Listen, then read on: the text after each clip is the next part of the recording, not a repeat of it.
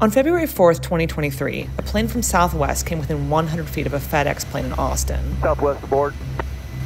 FedEx is on the go. Just over a week after that, a plane from Spirit Airline came within 200 feet of a cargo plane in Miami.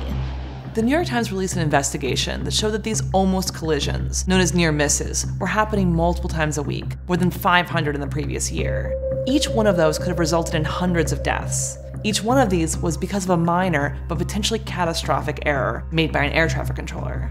Being an air traffic controller is one of the most high stakes and stressful jobs you can have. We talk to workers who are watching out for millions of us every day to find out who's watching out for them. First, let's talk about what air traffic controllers actually do. You've maybe flown dozens of times in your life and never thought about the people in the control tower. We have the largest and most complex aviation network in the world. There's no other country in the world that can come close to the number of airports, the number of flights, the amount of traffic. That's Bill McGee. He's worked in aviation for decades. It's no secret that this is one of the most stressful professions you could possibly imagine. It is literally life and death. Whether it's Chicago O'Hare or New York LaGuardia or Los Angeles LAX, you're going to be encountering dozens and dozens and dozens of flights on that shift. It's always been this way, but it's gotten much worse in recent years. To find out why that is, we wanted to talk to air traffic controllers, some who are retired and some who are currently on the job. But that would prove to be extremely difficult. Last summer, yes, 6 months ago, we got an email from a burner account. It was an air traffic controller in the Northeast. We'll call her Megan. This was just a few days after the New York Times investigation was released. I called the ATC. She didn't want to go on the record. It was Labor Day weekend, in a year of historic strikes and union actions that More Perfect Union had been covering. But here I was talking to a person who didn't feel like she could speak up about her job. So we started looking for someone else who would talk. First, I tried reaching out to air traffic controllers on Reddit, where ATCs talk about their work, joke, complain, ask for advice, and found out that they were not happy about the coverage. The New York Times had exposed a few ATCs by name from classified FAA documents. Doxing controllers now? What the fuck, Emily? Inley Steele is one of the Times investigative reporters who's been covering the FAA. And this is why, when a reporter asks you for anything, you shut the fuck up and refer them to your manager or your union. Wow, good luck getting any controller to ever talk to you again. Okay, fair enough. For every close call, there is an incident report. These reports are littered with clues as to what's happening in control towers. I was too busy to keep watching it. Another example of why short staffing is a safety issue. Our mental health is suffering with the extra stress and close calls like this. This could have easily been an aircraft accident report. We're having our evening rush on crack. We are currently in a staffing I can barely hole. work it sometimes, which is why I'm filling out this report. It's not that we don't have skilled and qualified people. We have skilled and qualified people that don't want to do these jobs. We have lost a lot of experienced air traffic controllers, and the ones that are still on the job are under tremendous stress. I finally did get a few people to talk to me, anonymously, and they confirmed what Bill said. Mostly controllers are just fatigued. With a lot of the mistakes happening, I think it's not a far leap to attribute those mistakes to the decade-plus run of facilities using overtime as a crutch for staffing. We are currently in a staffing hole, and they aren't even hiring enough controllers to keep up with attrition. ATCs report working 10-hour shifts, 6 days a week, year-round, and sometimes overtime on top of that. It makes it impossible to have a regular sleep schedule, or frankly, a life outside of work. Multiple ATCs reported that the schedule was creating stress and anxiety, as well as depression. ATCs are known for being functional alcoholics. I would have 5 to 6 drinks per night. When I got home from a shift, I would grab a glass of vodka before my bag even hit the floor. So at what point is it just alcoholics running the FAA? Do we want that? Ultimately, ATCs across the country are worried that one of these near misses won't be a miss. I guarantee there will be a collision in the next 3 years. So why are controllers having to work hours like this? Well, understaffing is a problem that goes back years, or specifically to 1 year. Dominic was an air traffic controller in the 1980s and a member of PATCO, the union for ATCs. The union had been begging President Carter for improvements to the FAA. Reagan, when he was running for president, caught on to that. He said that, exactly what I said. Too few controllers working too many hours with, antiquated equipment have placed our flying public in jeopardy. PATCO made the unusual choice to back Ronald Reagan, a Republican, after he sent a letter to the union. He said that if elected, he would do everything within his power to rectify all his bad problems. Many PATCO members knew Reagan as the president of the Screen Actors Guild. He was a union man, but he didn't fool Dominic. He was a showman, that was it. I take it that you are a performer? All hat and no cattle, as they used to say.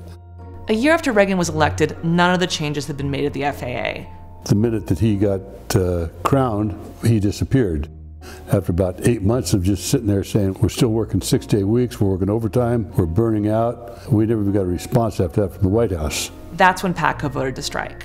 There were 1,500 air traffic controllers there. We were up all night, and we said we're going on strike. You couldn't hear yourself think. It was like the roar of a 737. After about 2 hours, there wasn't an airplane in the sky except Air Force One. Federal employees in the United States aren't allowed to go on strike. That's been true since the passage of Taft-Hartley in 1947. You can't sit and negotiate with a union that's in violation of the law. But no president had ever invoked that part of the act. It was, as one historian we spoke to put it, a gentleman's agreement. The Postal Service had staged a multi-day wildcat strike in 1970, and President Nixon had used firm words. If the Postmaster General deems it necessary to act in other affected major cities, I will not hesitate to act. But he didn't go as far as Reagan would. They are in violation of the law, and if they do not report for work within 48 hours, they have forfeited their jobs and will be terminated. Reagan laid off the striking air traffic controllers in one day, more than 11,000 of them. He also sent federal marshals to arrest 17 union leaders across the country. This guy's a legend, Steve Wallet. He was arrested by the federal marshals, brought out in chains, chained to controller. This has caused cyclical shortages ever since. The real legacy of the strike, though, is the way Reagan successfully tamed the union. Air traffic controllers were essentially silenced into accepting long hours and impossible schedules. You 20,000 applicants, my job's available, I've been fired. Give it a try. And I'd like to talk to you in about 5 years and see how you feel then. I think it's impossible to underestimate how huge the PATCO strike was, not just in aviation circles, but in labor. The Reagan administration deliberately set out to break the labor movement in the United States. There's something else we need to talk about that a ton of ATCs brought up in our conversation, and that's mental health. The scheduling of the overtime is creating a lot of fatigue and stress. But what about if you just need medication because of life? We know that safety-sensitive personnel are required to meet certain medical standards to maintain an active operational status. That's William Hoffman, who studies mental health among pilots and in aviation. Air traffic controllers, because of the nature of their work, are set to very high health standards, both physical and mental. Right now, the aeromedical screening system in a lot of ways is dichotomous. The personnel is fit to perform their duties or they're not fit to perform their duties. But mental health is more complicated because what we're looking for is more subtle incapacitation. They're not completely incapacitated, but they're maybe not 100% able to perform their duties. If an ATC has experienced anxiety and depression and wants to go on medication, they temporarily lose their medical clearance and have to take off 6 months to a year to take something as simple as Prozac. This can lead to self-medication, or what Hoffman calls healthcare avoidance. Multiple ATCs I spoke with mentioned that they use alcohol as a form of medication. Our study of over 5,000 pilots across North America showed that over 50% reported a history of healthcare avoidance due to fear for losing their certificate. Air traffic controllers find themselves in similar circumstances. One of the ATCs I talked to, the one who was drinking every night, she eventually left the job for mental health reasons, and she said her drinking fell by 80%. It turns out I wasn't an alcoholic, she told me. I was just an air traffic controller.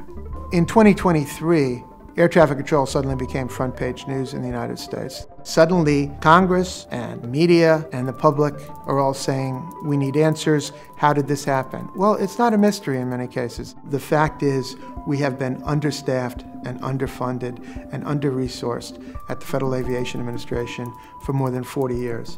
And quite frankly, in my view, it's shameful. The FAA is proposing $117 million for training 1,800 additional air traffic controllers for 2024. The Senate recently passed a budget for 3,000 new controllers over the next 5 years, and it's on track for the House. Right now, training isn't keeping pace with retirement, so the FAA also needs to guarantee that the job itself is sustainable for the workers. Thanks for watching The Classroom for more Perfect Union. This is part of a series on jobs that used to be stable and middle class and aren't anymore. Do you work in an industry like that? If so, tell us your story below. And as always, like and subscribe for more videos like this one.